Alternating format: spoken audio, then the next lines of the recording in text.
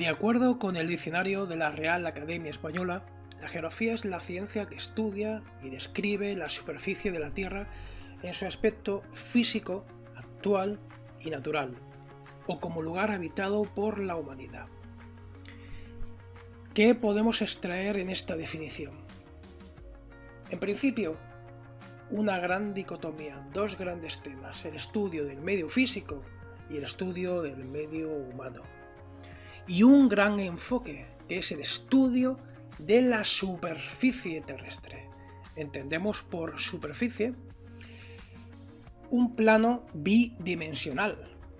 Por eso, cuando pensamos en el trabajo de un geógrafo, pensamos en cartografía, pensamos en mapas. Pero ya veremos más adelante que la cosa no es tan simple. Esta superficie bidimensional, esta superficie proyectada, tiene una tercera dimensión. Eso lo veremos más adelante. La geografía es considerada una ciencia social, una ciencia humana, una ciencia que por tanto no solo describe la realidad, la superficie terrestre, también intenta explicar los fenómenos que suceden sobre la superficie terrestre. Y entendemos superficie terrestre como la superficie donde se desarrollan los fenómenos geográficos. Una superficie que tiene un grosor. La geografía no solo analiza el momento actual, también se retrotrae al pasado. La definición anterior, la definición aportada por la RAE, es una definición de uso y propósito general. A continuación se expone una definición más amplia que pretende fomentar la discusión. La geografía podría definirse como el campo de conocimiento que estudia, analiza, sintetiza, interpreta las redes de reciprocidad entre el medio y las actividades humanas en el espacio geográfico. Aquí se puede entrever una componente espacial, una componente temporal y una componente relacional. Hay que entender que la geografía estudia las actividades humanas en función del medio y el medio en función de las actividades humanas.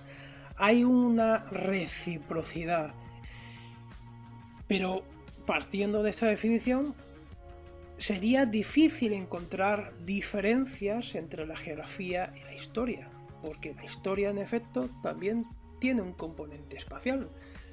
Vemos mapas, topónimos, lugares. Tiene una componente temporal, hay fechas, hay una cronología, hay una evolución y por supuesto tenemos una componente relacional.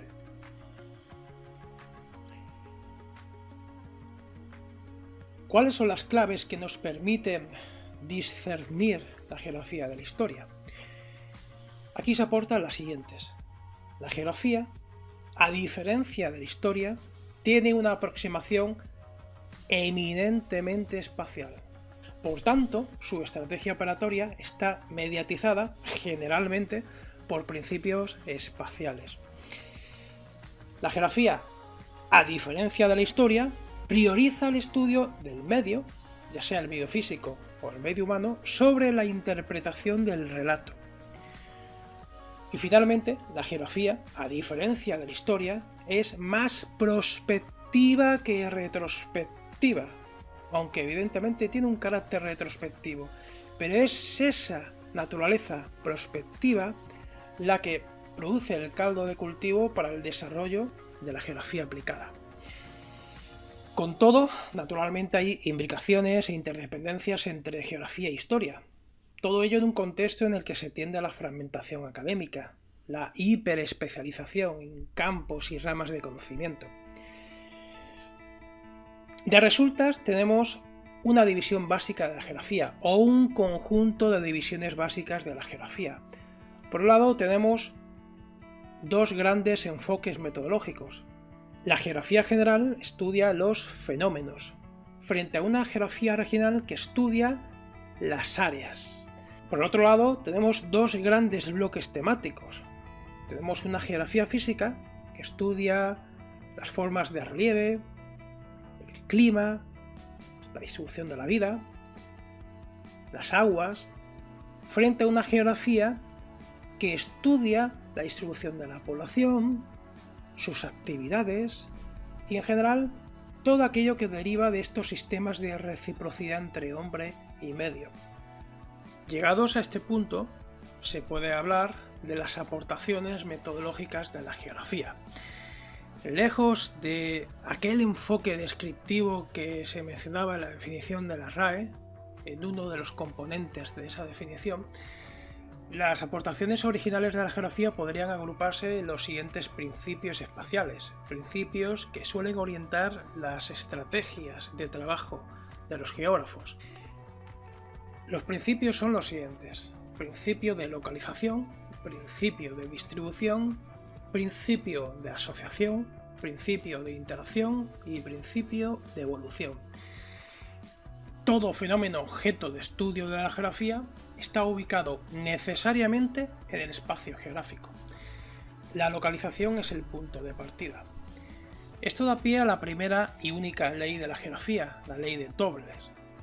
Todas las cosas están relacionadas entre sí, pero las cosas más próximas en el espacio geográfico tienen una relación mayor que las distantes. Esto se expresa bajo el principio de autocorrelación espacial. Normalmente encontraremos autocorrelación espacial positiva. El segundo principio sucede cuando tenemos diferentes localizaciones. Entonces, la posición relativa de los elementos permite inferir la organización y distribución. Por ejemplo, si analizamos la distribución de los idiomas que se hablan en el continente europeo, encontraremos que esta distribución está mediatizada por un principio de autocorrelación espacial. Las lenguas, las diferentes familias de lenguas que se hablan en el continente europeo, son más próximas en función de la proximidad, ¿vale? Pero también se produce un fenómeno de agrupación. En efecto, encontramos familias que incluyen diferentes lenguas. Tenemos las lenguas romances, las lenguas eslavas, las lenguas germánicas. Un tercer principio es el principio de asociación. En geografía encontramos asociación por superposición, por vecindad o por conectividad. Una asociación por superposición puede ser, por ejemplo, la relación que se establece cuando superponemos distintas capas que pretenden explicar un fenómeno. Un tipo de cultivo solo podrá darse en función de unas circunstancias, en función de un tipo de roca, en función de un tipo de suelo y en función de un tipo de clima. La geografía superpone esos elementos, es la tercera dimensión de la que hablábamos al principio. Un tercer principio es un principio más complejo, es el principio de interacción. Implica la existencia de relaciones espaciales complejas, incluso entre objetos geográficos aparentemente no conectados. De todos es conocido el impacto del fenómeno ENSO, el Niño, sobre el sistema climático terrestre. Y finalmente encontramos el principio de evolución.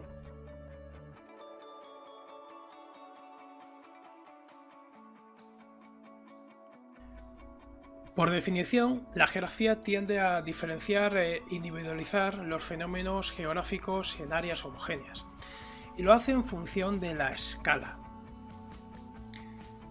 Es fundamental diferenciar entre escala de captura y escala de representación.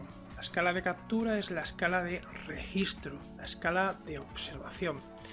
Pero un objeto puede ser capturado u observado a una escala, pero representado a otra escala. Generalmente la escala de representación es de igual o menor detalle que la escala de captura. Nunca tendrá mayor detalle la escala de representación que la escala de captura. La zonificación consiste en la delimitación basada en la búsqueda de semejanzas y diferencias entre áreas. Generalmente cuando vemos un mapa de coropletas, encontramos la representación de semejanzas y de diferencias, y entre medias un límite. Pero lo cierto es que en geografía, sobre todo en geografía física, no existen los límites nítidos. Finalmente, la regionalización es el proceso que identifica las estructuras espaciales en el espacio geográfico y lo hace más allá de los límites naturales. Los límites se transforman en fronteras, en jurisdicciones, en territorios. Obviamente, la regionalización tiene una visión antropocéntrica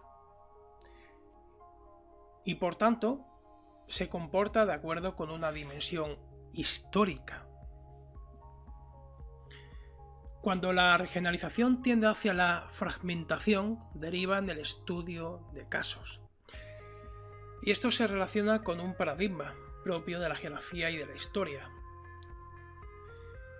Por medio de este paradigma, el excepcionalismo, se alega que tanto la geografía como la historia estudian fenómenos únicos e irrepetibles. Lo característico de la geografía y la historia, en el contexto de ciencias ideográficas, es que se enfrentan con el problema de explicar lo único, lo ideográfico, y por tanto no pueden tratar de buscar leyes, ya que éstas no existen para explicar lo único, sino lo general.